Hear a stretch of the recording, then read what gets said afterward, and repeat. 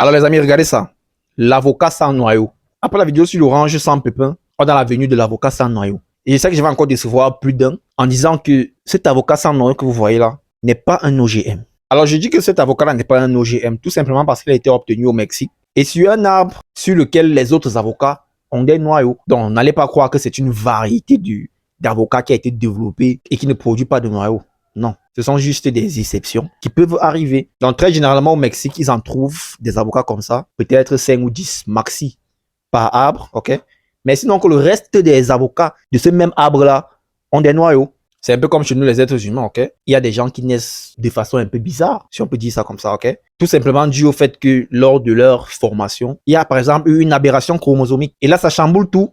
Ils naissent en étant différents des autres humains normaux. C'est un peu ce qui arrive dans le cas de ces avocats sans noyau. Sinon, comment vous expliquer que lui, il est sans noyau et ses frères qui sont issus du même arbre ont des noyaux?